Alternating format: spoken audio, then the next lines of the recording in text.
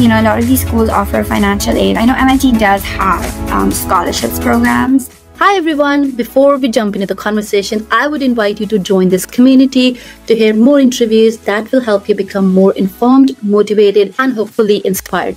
Today, our guest is Azzah. So, hi Azzah, can you introduce yourself, please? Hi everyone, my name's Azzah. Thank you so much for having me here.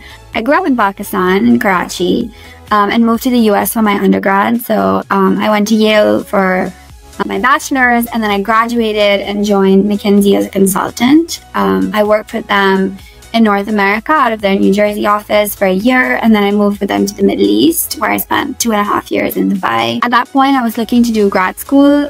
It made sense on where I was in my journey at the time. Happy to share more about that.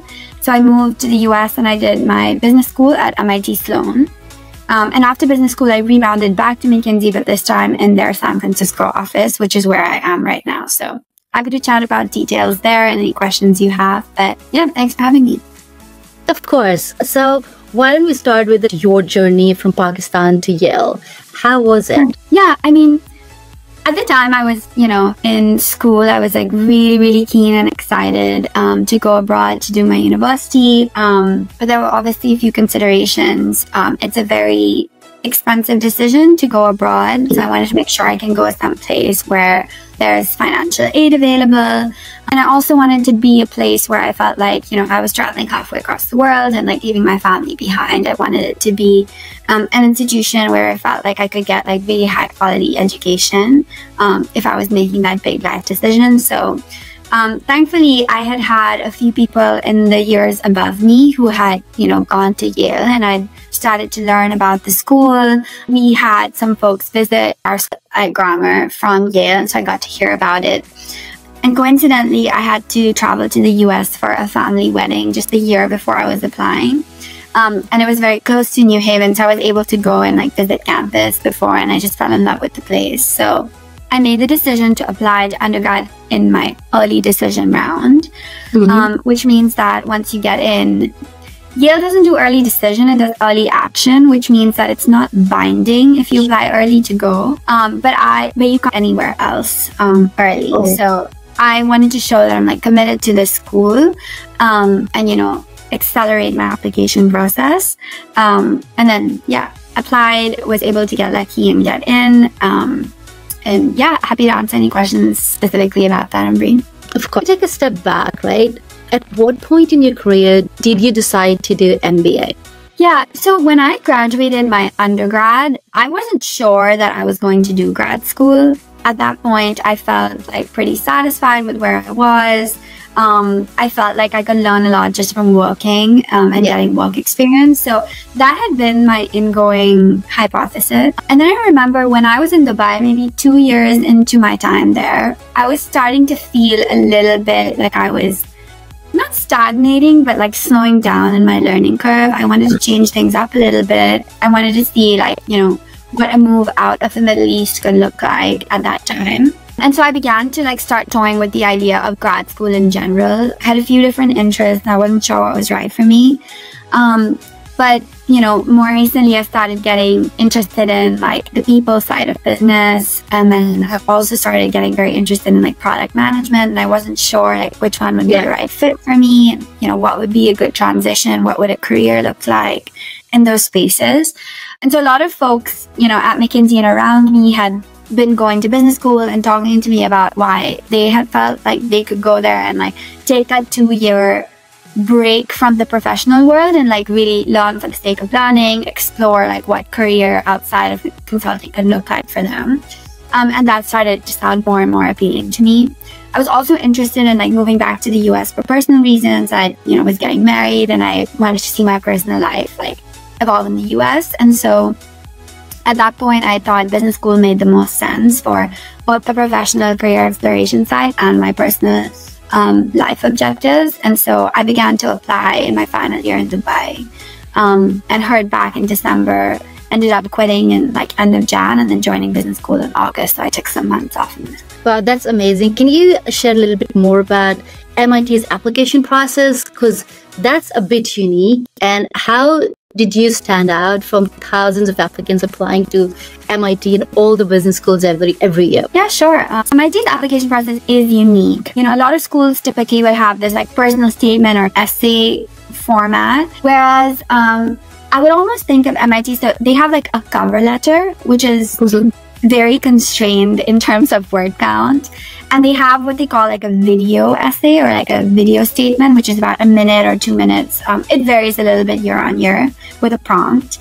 And so it's a very, very scarce number of resources you have to be able to communicate what is, you know, unique about you. And so you have to be very deliberate about it. My general advice would be, for the cover letter, I think it's really important to highlight what it is that you want to get out of business school and why you feel like you are best suited to achieve those objectives at MIT. And what I mean to say is MIT as a school is very thoughtful about past success, and like the work that you have done in your life so far is indicative of where you're going to go moving forward. And so that philosophy is really important to showcase in the cover letter, because say you want to do like entrepreneurship in the healthcare space, right? You want to start like a health tech company. Say that's what you want to do. Then in the cover letter, like stating that very explicitly, like, you know, this is why I want to go to business school. And then using the rest of the cover letter to really showcase examples on how you are well set up to set this company up in health tech. So if you have examples of you being entrepreneurial in your career, highlighting one of those in detail and showcasing like what you did, what impact you achieved, specifically what your role was and how you were entrepreneurial is important. And the second thing is like in the health space, you know, it would be great to share an example of your experiences working in the health space, or any maybe research that you did, maybe a job that you had at a healthcare company, but showing that you have like this really beautiful combination that's setting you up perfectly to go to MIT and like start this company. That's what they want to see, that this is an intentional person, a qualified person. They know why they want to come to business school and they are well set up to do what they want to do at business. Like that's the cover letter. I'm happy to share a little bit about the video as well. Yeah, so I was just curious, like this process is unique, right? Are there any components that are weighted, let's say, more than the other parts of the application? No, I think they really view it holistically. So for example, the cover letter it's a little bit more professional, right? It's about your professional ambitions, about coming, what you want to do with your career and your trajectory in your career. The other part of the application is the video essay. I see that as more personal. I always thought of that as an opportunity for me to showcase like who I am as a person, like behind this cover letter. My advice to anybody doing the cover letter, doing the video essay is, like really be comfortable with showcasing your personality. Like if that's, you know, in the background that you have in your video, maybe you're in a particular place that's like really meaningful to you, in a way that's not distracting.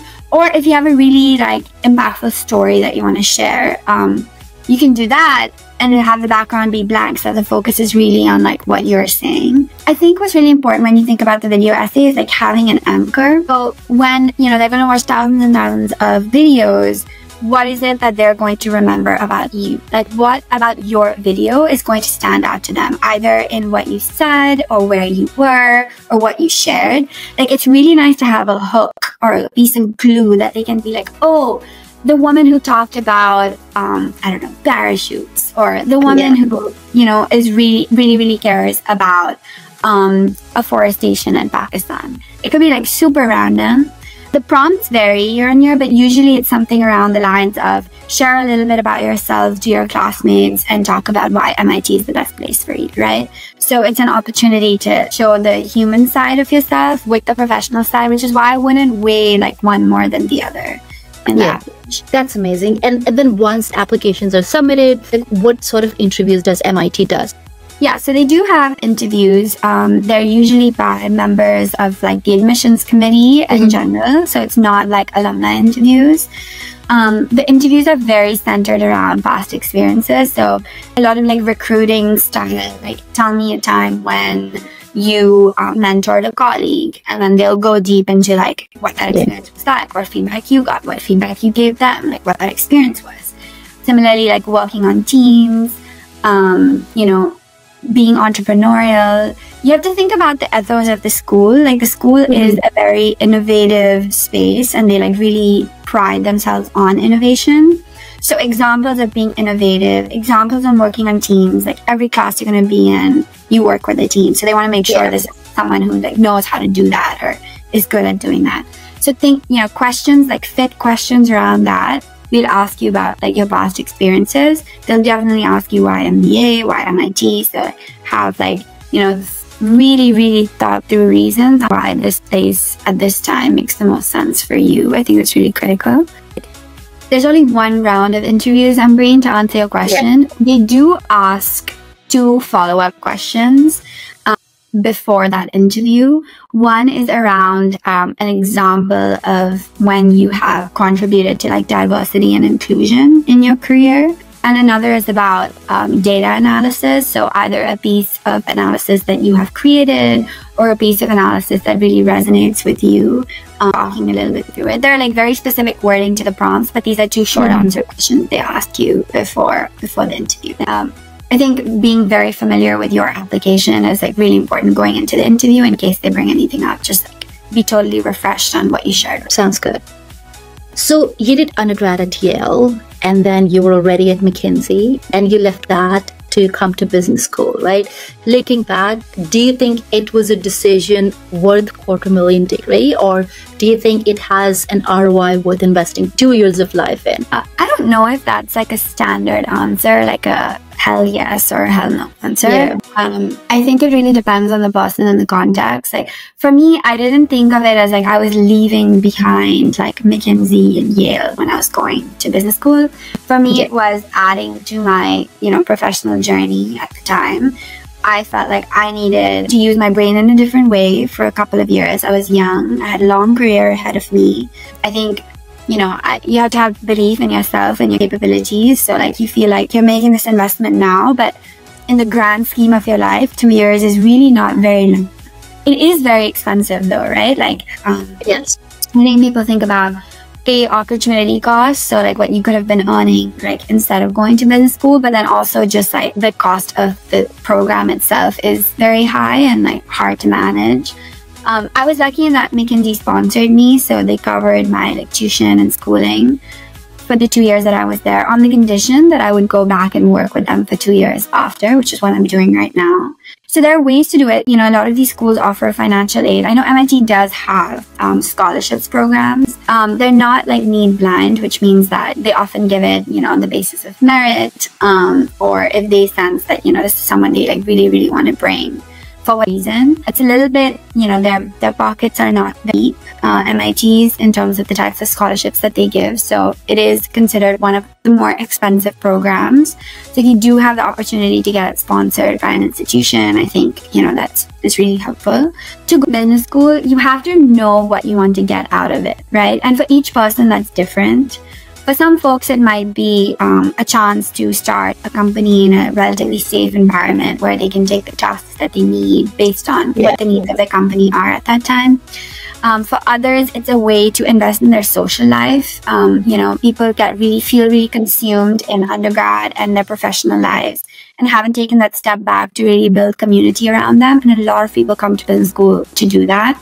And then thirdly, like a really common reason is to do a career pivot. So maybe you've been in consulting for really long and now you want to try your hands at tech. Or maybe you've been a software engineer for really long and now you want to move into the management side of things. Maybe you're interested in like climate and sustainability. So like these big kind of industry pivots, like a business school is a very common way to go and like intentionally make that switch. And all of these are good reasons to go to business school if they make sense for you at that time in your career. But knowing what your reason is really important, because when you go, you're going to be thrown with a whole bunch of options and opportunity. And you have to know what you want to get out of it to be able to navigate all of that choice. Yeah. Otherwise, very quickly, you'll feel very split in your time and your attention. And you'll try to do everything sort of well instead of doing like what you really want and need to do really well.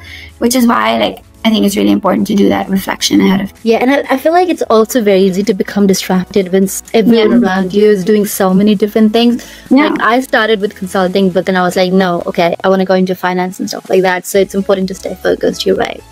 Yeah, and it's okay to visit school and change what you thought you went in for. Like that's part of the whole point, right? To like see what the world of opportunity is.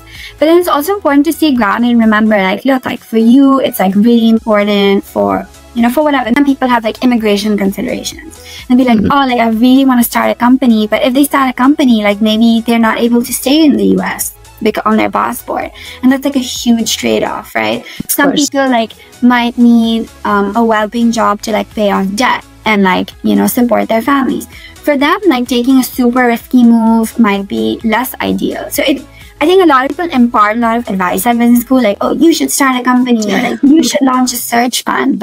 But it doesn't work to do these. So knowing what your goals are for yourself, like you need to stay true to that, to not get swept up in all the happens all the glitz and glamour that's happening around. So what will be your final advice for any students that are applying to MIT this year from Pakistan or any international students? For me, I think it's really important to stay true to what you want to get out of this experience, right?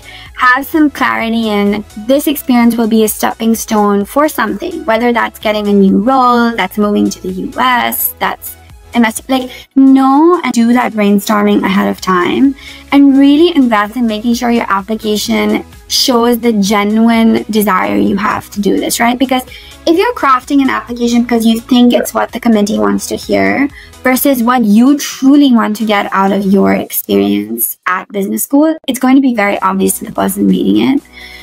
So I think invest the time early to figure out your pathway, and then really use your application to bring out that like genuine desire you have to school, because it'll show 100%. If you have specific questions during the application, and brain, like, you know, like people watching this video, like feel free to ask me specific questions on LinkedIn, and I'll be happy to help in any way that I can. But yeah. That's great. So what's the next big vision for Azzah? Oh, that's $1 million question. I don't know if I know the answer to that. Right now, I'm definitely gonna continue consulting for this year. After that, I think it's going to be like a point of inflection for me to figure out, based on both my professional like ambitions of, you know, I've always wanted to see what it's like to do a more operational role at a startup. So to see like if there's a world in which I can make that materialize, that would be amazing. Otherwise, like, you know, considering a role in tech, maybe in like a big tech company, if that makes more sense. I have a lot of figuring out to do on like what makes sense for me in my journey, both from a professional and a personal standpoint of like what I want in my life. So I'll be doing that later this year. We'll stay tuned and you'll find out where I end up. But yeah, we'll see. Of course. Yeah, and I can't wait to see all the amazing things that you continue to do. And thank you so much for your time, Azzah. I mean, everyone who's listening to this conversation, I'm sure they're going to benefit a lot from it. And thank you for offering for students to actually connect with you. I know that's huge, given everything that's going on. Thank you once again, Azzah. Of course. And thanks for having me, Ambreen. Best of luck.